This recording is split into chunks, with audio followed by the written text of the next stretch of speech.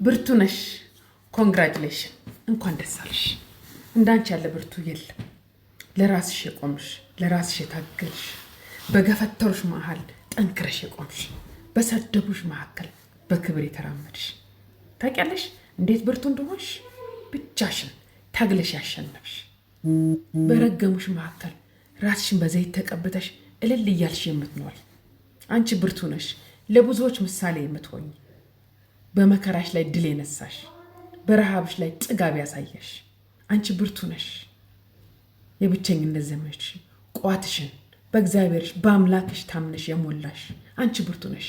እንኳን ደስ አለሽ የኔ እህት።